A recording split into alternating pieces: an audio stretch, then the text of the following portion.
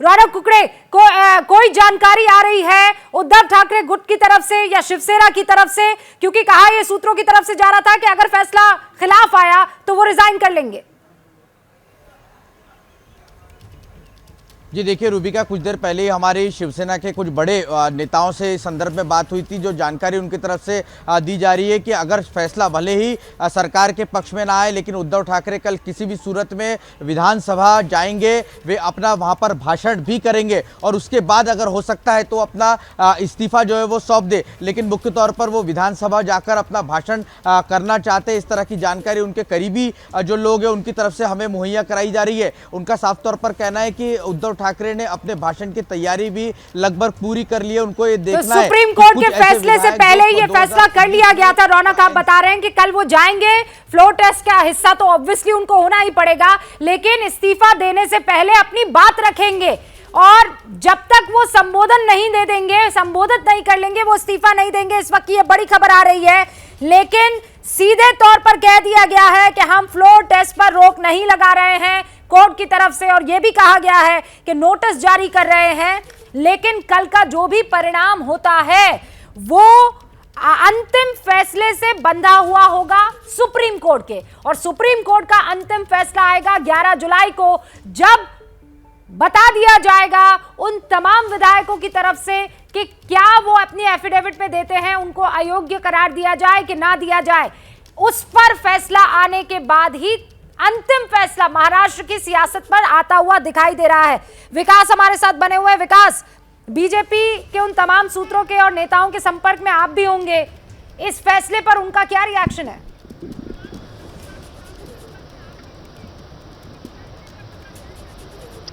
ये देखिए, बिल्कुल अभी अब से कुछ देर बाद पूर्व मुख्यमंत्री विपक्ष के नेता देवेंद्र फडणवीस अपने घर से, मेरे पीछे ये ताज प्रेसिडेंट होटल है, यहाँ पर तमाम बीजेपी के विधायक पहुँच रहे हैं, यहीं पर रात में ठहरेंगे और कल जब ट्रस्ट वोट होगा तो वो यहीं से सीधे विधानमंडल के लिए, विधानसभा के लिए निकलेंगे। यहीं पर अब के कुछ देर बाद देवेंद्र फडणवीस पहुंचेंगे, अपने विधायकों के साथ बैठक करेंगे और कल के बहुमत परीक्षण के बारे में बताएंगे। लेकिन इसी बीच जिस वक्त आप रौनक कुकड़े से बात कर रहे थे, उसी वक्त मैं मातोश्री में अपने सूत्र से बात कर रहा था और बहुत बुझे हुए थे।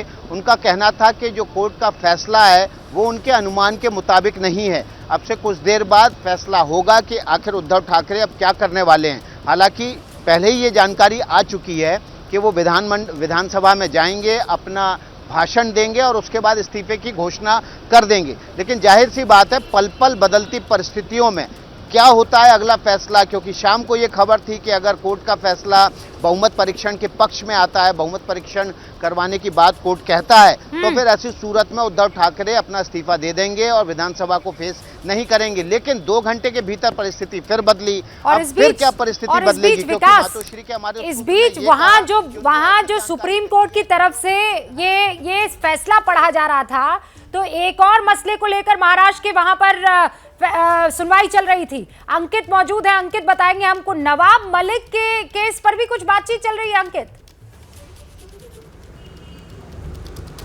जी बिल्कुल, नवाब मलिक और अनिल देशमुख ने भी याचिका दायर की थी, ये कहते हुए कि फिलहाल वो जो है जुडिशियल कस्टडी में यानी कि न्यायिक हिरासत में है और उनको जेल से बाहर निकल करके अनुमति दी जाए कि वो जब अगर जो फ्लोर टेस्ट होता है उस दौरान वोट कर सके। हालांकि इन दोनों का वोट अगर ये दोनों बाहर निकल भी आते हैं, कितना फर्क पड़ेगा मुझे नहीं लगता कि कोई खास फर्क पड़ेगा, लेकिन उन्होंने ये याचिका लगाई है, लिहाजा सुप्रीम कोर्ट उस पर भी सुनवाई कर रहा है। मुमकिन है कि सुप्रीम कोर्ट अगर उनको अनुमति दे भी देता है और वो जो वोटिंग की प्रक्रिया होती है उसमें हिस्सा लेते भी हैं, तब भी जो आंकड़ा है आज की तारीख में महाविकास अघाड़ी गठबंधन के पास में वो बेहद ही कम है। 110 से 115 विधायकों का समर्थन, और उसमें भी जो समाजवादी पार्टी है उसका जो विधायक है वो भी मुमकिन है कि इस वोटिंग प्रक्रिया में अब्सटेन हो जाएं, क्योंकि अबू आदमी का जो बयान सामने आ गया है, जिस तरीके से नाम बदला गया है, औरंगाबाद का जो नाम बदला गया है उसको लेकर भी वो नाराज नजर आ रहे हैं। तो ऐसे में अगर इनको अनुमति मिल भी जाती है तो उसका फ्लोर टेस्ट पर ज्यादा असर होता नहीं दिख रहा है। लेकिन इस सबके बीच में यह जरूर है कि नवाब मलिक और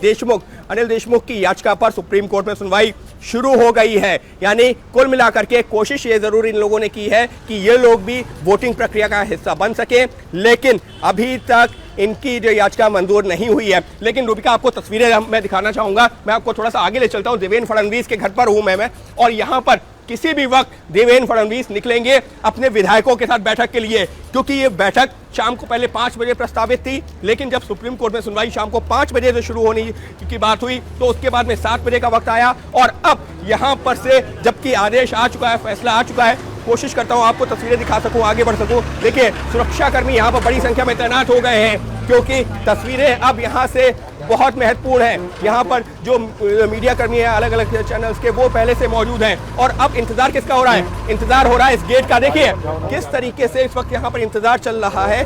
सुरक्षा कर्मी पहले से मौजूद हैं और इंतजार चल रहा है कि किसी भी वक्त इस वक्त यहाँ पर निकलेंगे देवेंद्र फडणवीस निकलेंगे अपने घर से, और उनके घर का ये मुख्य द्वार जिससे अपने विधायकों के साथ बैठक करनी है देवेंद्र फडणवीस को, और इसीलिए एक 5 सितारा होटल में जाकर ये बैठक होने वाली है, बातचीत होने वाली है।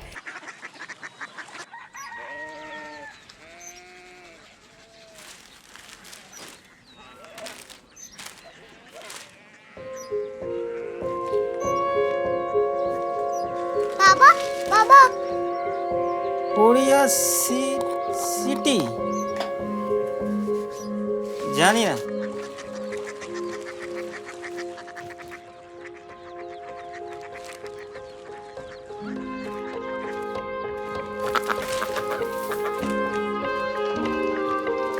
कोरिया सिटी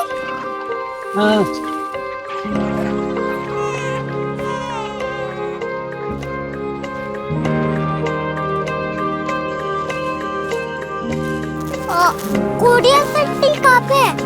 शहर अंग्रेजी लगे हैं।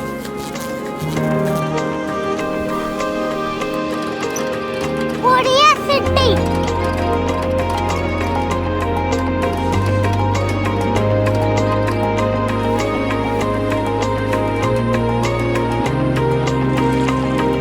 वो बहुत दूर है।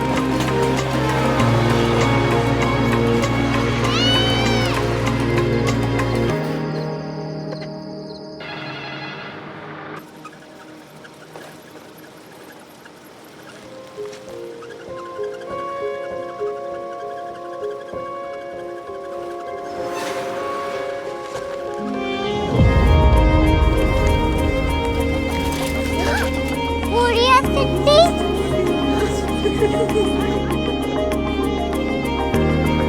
दुनिया को बोलना नहीं, कुछ लोग बड़े होते हैं। कोरिया सिटी कहाँ है? प्रोफेसर साहब को पता होगा। हो ये छोटा वाला ग्लोब लगता है, और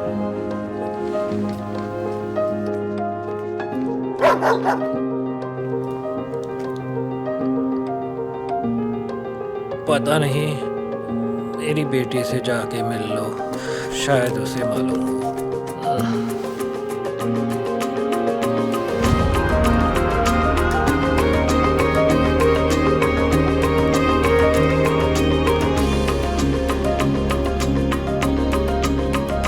हाय, बाबा ने भेजा है। Come here. Korea city Korea city नहीं, क्यूरियोसिटी। वो क्या? That's what brought you here? जो तुम्हें यहाँ तक ले आया। क्यूरियोसिटी